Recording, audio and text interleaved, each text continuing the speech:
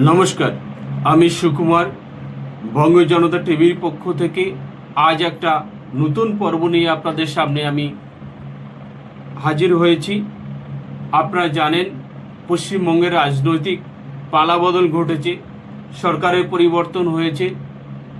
ভারতীয় জনতা পার্টি বিপুল সংখ্যক জনাদেশ নিয়ে 208 জন বিধায়ক নিয়ে সরকার গঠন করেছেন। বিরোধী দলনেতা তথা মাননীয় শুভেন্দু অধিকারী এই সরকারের মুখ্যমন্ত্রী হয়েছেন। বঙ্গ জনতা টিভির পক্ষ থেকে ওনাকে আমরা অশেষ ধন্যবাদ জ্ঞাপন করছি। আপনারা জানেন রাজ্য পরিচালনার ক্ষেত্রে রাজ্য সরকারের যেমন একটা ভূমিকা আছে, বিরোধী দলেরও একটা ভূমিকা আছে।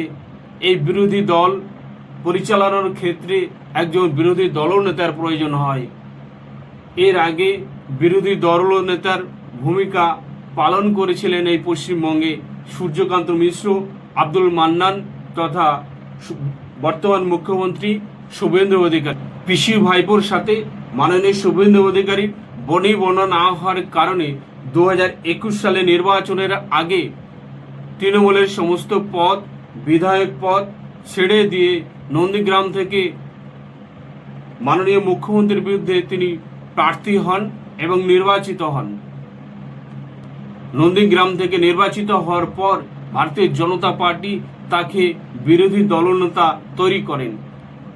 আজকের সেই বিরোধী দলনেতা বর্তমান পশ্চিমবঙ্গের মুখ্যমন্ত্রী তৃণমূল নেত্রী মমতা ব্যানার্জি, তার খুব কাছের মানুষ বর্ষিয়ান নেতা শোভনদেব চট্টোপাধ্যায়কে বিরোধী দলনেতা হিসাবে পশ্চিমবঙ্গের বিধানসভায় পাঠাতে চেয়েছিলেন, কিন্তু সেই পাঠানোর ক্ষেত্রে অনেক সমস্যা তৈরি হয়েছে। আপনারা নিশ্চিতভাবে সেটা অবগত আছেন।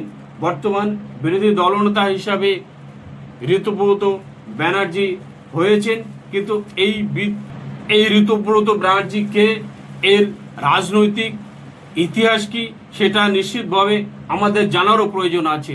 কারণ পশ্চিমবঙ্গে তথা সংসদীয় গণতন্ত্রে, পার্লামেন্টারি ডেমোক্রেসিতে সরকার যেমন একটা অপরিহার্য, ঠিক তদ্রূপভাবে বিরোধী দলও তেমনি একটি গুরুত্বপূর্ণ।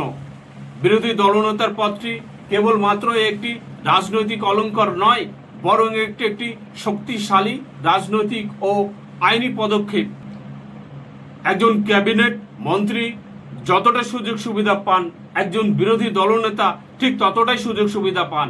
তার বেতন থেকে, ভাতা থেকে, গাড়ি থেকে, নিরাপত্তা রক্ষী থেকে সব কিছুই তিনি পান।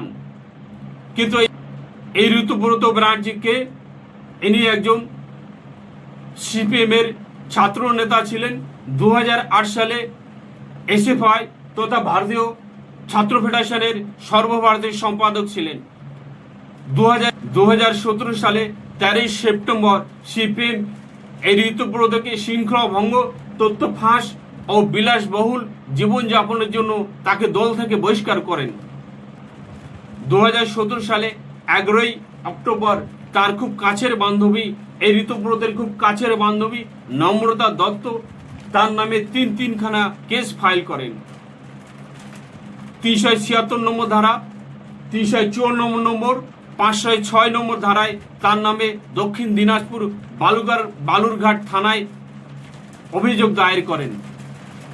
আপনারা জানেন 376 নম্বর ধারা মানে ধর্ষণের কেস। এইরকম একটা ধর্ষককে সিপিএম যখন রাজ্যসভা থেকে বহিষ্কার করলেন, দল থেকে তাকে তাড়িয়ে দিলেন, দিদি তখন তাকে দলে যোগদান করালেন এবং 2018 সালে INTTUC অর্থাৎ তৃণমূলের শ্রমিক সংগঠনের সর্বভারতীয় সভাপতি করে দিলেন। পরবর্তীকালে আরজিকর কাণ্ড নিয়ে যখন জওহর সরকার প্রতিবাদ করলেন, অভয়া কাণ্ড নিয়ে যখন জওহর সরকার প্রতিবাদ করলেন, যখন সুফল হলো না, জওহর সরকার পদত্যাগ করলেন। সেই জায়গায় এই ধর্ষককে যে আসামি অর্থাৎ এই ঋতুব্রত বন্দ্যোপাধ্যায়কে তিনি রাজ্যসভার সাংসদ করে পাঠালেন। ভাবতে অবাক লাগে আজকের পশ্চিমবঙ্গের বিধানসভায় বিরোধী দলনেতা হিসাবে আজ আসন অলঙ্কৃত করেছেন এই ঋতুব্রত বন্দ্যোপাধ্যায়। যারা এই ঋতুব্রত বন্দ্যোপাধ্যায়কে সমর্থন করলেন, আমি তাদেরকে ধিক্কার জানাই। পশ্চিমবঙ্গের একজন গণতন্ত্রপ্রিয় মানুষ হিসাবে তৃণমূলের সাথে আমার দলগত মতবিরোধ থাকতে পারে। মমতা ব্যানার্জি শাসনকালে পশ্চিমবঙ্গে অপশাসন করেছেন। ভাবতে অবাক লাগছে, আজ পশ্চিমবঙ্গের বিরোধী দলনেতার আসনে যিনি আসন অলঙ্কৃত করেছেন তিনি হলেন একজন ধর্ষণ কেসের আসামি। মমতা ব্যানার্জির সাথে আমার রাজনৈতিক মতপার্থক্য থাকতে পারে। 15 বছর শাসনকালে তিনি পশ্চিমবঙ্গে অপশাসন চালিয়েছেন। মানুষকে মানুষ বলে তিনি মনে করেননি। বিরোধী দল নেতা তথা বিরোধী যারা করেছেন মিথ্যা কেস, বিভিন্ন রকম প্রলোভন দিয়ে নিজের দলে তিনি আনিয়েছেন। আজকের সেই দলটার একটা করুণ অবস্থা। 1998 সালে কংগ্রেস থেকে বের হয়ে এসে নতুনভাবে দল তৈরি করে তিনি 2011 সালে তৃণমূল কংগ্রেসের মুখ্যমন্ত্রী হয়েছিলেন। এই মুখ্যমন্ত্রী হওয়ার আগে বিরোধী দলনেত্রী হিসাবে সারা পশ্চিমবঙ্গ তথা সিঙ্গুর নন্দীগ্রামে তার আন্দোলন পশ্চিমবঙ্গের মানুষ কোনোদিনই ভুলতে পারবে না। পশ্চিমবঙ্গের ইতিহাসে এটা স্বর্ণাক্ষরে লিখিত থাকবে। যার নেতৃত্বে দলটা তৈরি হলো, পশ্চিমবঙ্গে 2011 সালে তৃণমূল কংগ্রেস বিপুল জনাদেশ নিয়ে ক্ষমতায় আসলো। পরবর্তীকালে আরও 2টো টার্ম অর্থাৎ 15 বছর পশ্চিমবঙ্গে যার নেতৃত্বে শাসন চলেছে, সেই জননেত্রী মমতা ব্যানার্জিকে আজ বাদ দিয়ে একজন ধর্ষণ কেসের আসামি তিনি আজ বিরোধী দলনেতা হচ্ছেন। যারা একজন বিধায়ক এই ধর্ষণ কেসের আসামিকে সমর্থন করছে, আগামী দিনে পশ্চিমবঙ্গে গণতন্ত্রে তথা পশ্চিমবঙ্গে বিধানসভায় এদের যে কি ভূমিকা থাকবে সেটা অকল্পনীয় বিষয়। পশ্চিমবঙ্গে একজন গণতন্ত্রপ্রিয় মানুষ হিসাবে, শান্তিপ্রিয় মানুষ হিসাবে আমরা চেয়েছিলাম পশ্চিমবঙ্গের যে 15 বছর ধরে যে অপশাসন চলছিল সেই অপশাসনের অবসান ঘটুক। সেই অপশাসনের অবসান ঘটেছে। নতুনভাবে সরকার শপথ নিয়েছে। বিরোধী দলনেতা হিসাবে যিনি ছিলেন মাননীয় শুভেন্দু অধিকারী, তিনি পশ্চিমবঙ্গের মুখ্যমন্ত্রী হয়েছেন।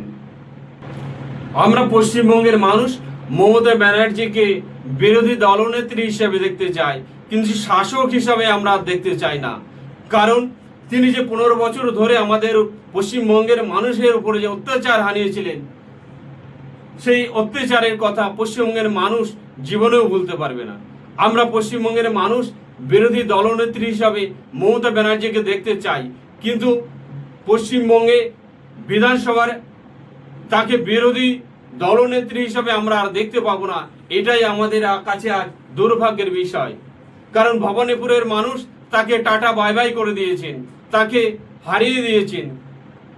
তৃণমূল কংগ্রেসের 58 জন বিধায়ক যারা এই ধর্ষণ কেসের আসামিকে সমর্থন করেছে, তাদেরকে আমরা বলবো যে আপনারা সমর্থন করবেন না একে। এখনো সময় আছে, মমতা ব্যানার্জির নির্দেশে চলুন, মমতা ব্যানার্জির সাথেই চলুন। যদি তৃণমূল কংগ্রেসটা আগামী দিনে বেঁচে থাকতে পারে, পশ্চিমবঙ্গের মানুষ আপনাদের 2026 সালে বিরোধী দলের আসনে বসিয়েছেন। আপনারা বিরোধী দল হিসাবে তার যে বিরোধী দলের যে ভূমিকা সেটা পালন করার চেষ্টা করুন। এই ধর্ষণ কেসের আসামির সাথে থাকলে কোনোদিন আপনারা জনমুখীমূলক কল্যাণকর কাজে আপনারা সামিল হতে পারবেন না।